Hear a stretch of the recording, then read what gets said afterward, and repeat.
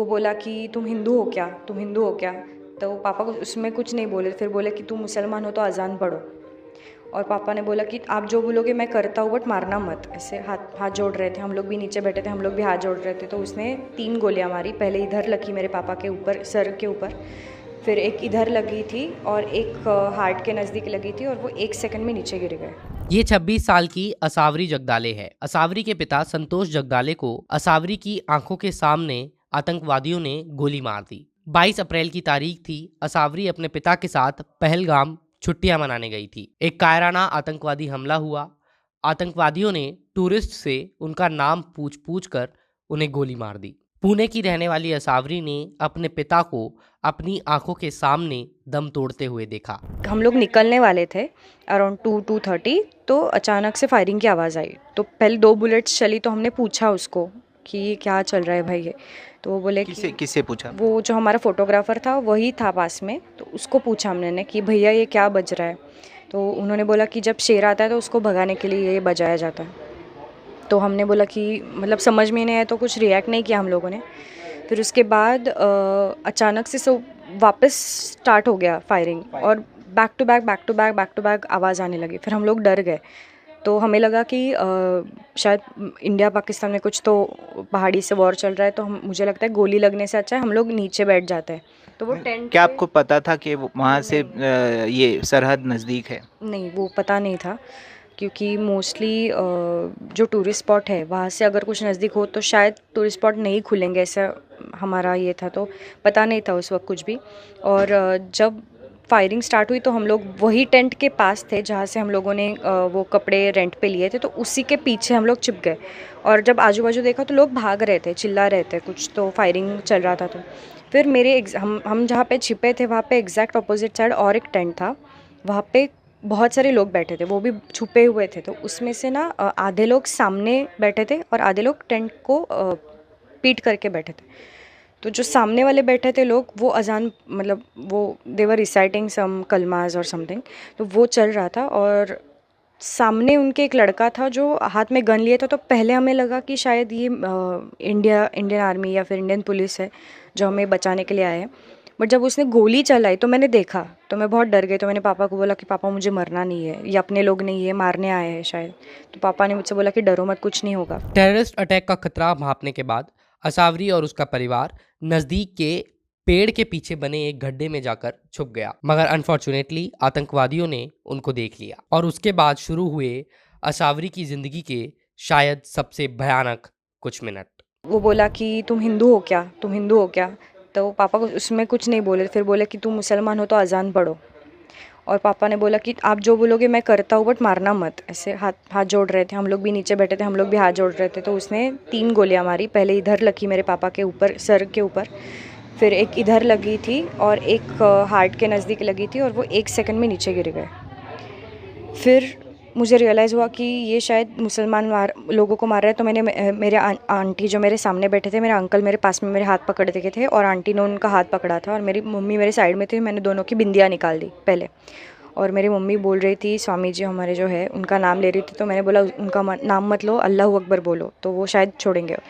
मेरे पापा को मार के फिर वो मेरे चाचा के साइड में आया, उसने थोड़ी लात मारी और बोला कि उठ करके। तो वो वो लेटे हुए थे ऐसे, मतलब मुंह नीचे था और उल्टे साइड से लेटे हुए थे। तो उनको लात मार के वो उठने को गए तो उनको पीछे से गोली मारी, एक पीछे लगी थी, उनकी वजह से उनका आँख फूट गया, वो पूरा ब्लड हमारे क्लोथ्स को लग गया। और फिर पीछे 2-3 और बुलेट फायर की थी। किनका आँख हुआ? जो गनबोटे अंकल थे उनका, और उनका पूरा ब्लड मेरे वो जो आंटी थी उनका पूरा ड्रेस पे उनका ब्लड था। एक साइड से मेरे पापा का लगा हुआ था, एक साइड से उनका लगा हुआ था। फिर साइड में एक फैमिली थी जिसमें एक ओल्ड एज कपल था। तो वो जो अंकल थे उनको कुछ नहीं, मतलब वो जो दादा थे उनको कुछ नहीं किया उन्होंने। बट उनके शायद साइड में और 2 लोग थे जो यंग थे, उसमें से जो वो जेंट्स थे, उन जो था मेल इंसान, उसको उन्होंने गोली मारी। उसका भी इधर ही मारा था, तो उसका पूरा ब्रेन दिख रहा था, इतना वो बहुत बहुत गंदे तरीके से उसको मारा था। लोकल्स लोगों में आपकी कोई हेल्प की है? लोकल्स में सबसे ज़्यादा हेल्प मेरे ड्राइवर की हुई मुझे, मतलब वो तो भगवान जैसा ही मेरे साथ था। क्योंकि मैंने जब उसको पता चला कि ऐसा हुआ है तो वो भी बहुत रो रहा था कि ऐसा नहीं होना चाहिए था। उसने हमसे एक पैसा भी नहीं लिया।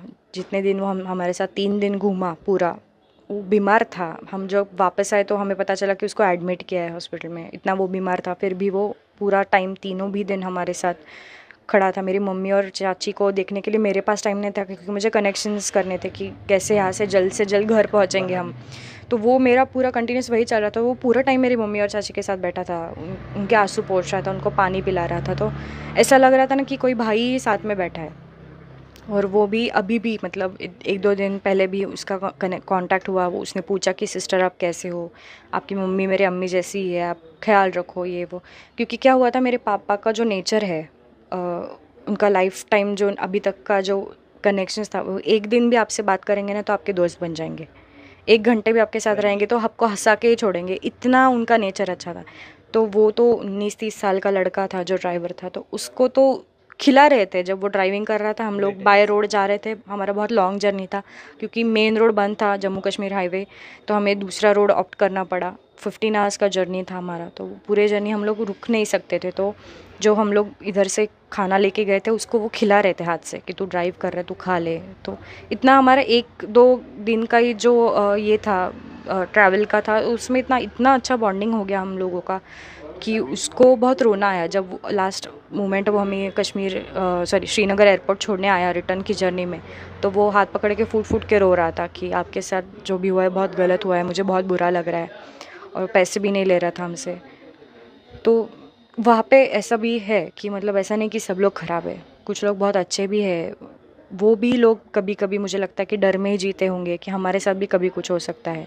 जैसे वो हॉर्स राइडिंग वाला, मतलब हॉर्स जो ओनर था, वो जो घोड़े वाला था, उसके साथ जो हुआ, तो पोनी राइडर जो था, तो उसके साथ भी बहुत बुरा हुआ क्योंकि वो भी तो लोकल है ना। उसने तो बोला कि मत मारो, तो उसको भी तो मार दिया। तो ऐसा नहीं है कि सब लोग ख़राब है, वहाँ पे बहुत अच्छे लोग भी रहते हैं। अभी जो लोगों ने सपोर्ट किया रहेगा इस सब में, तो उसके लिए हम लोग कुछ स्टेटमेंट नहीं कर सकते। 22 अप्रैल को हुए इस आतंकी हमले में 26 लोगों की मौत हो गई।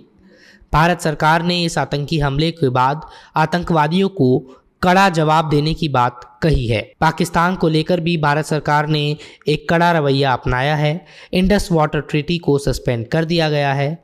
तो वहीं जम्मू कश्मीर के अंदर लश्कर तैयबा और जैश ए मोहम्मद के आतंकियों के घरों को बम से उड़ाया जा रहा है। आने वाले दिनों में देखना होगा कि भारत सरकार और कौन से सख्त कदम उठाती है। संतोष पांडे के साथ मोजो स्टोरी के लिए हर्षद शर्मा की रिपोर्ट।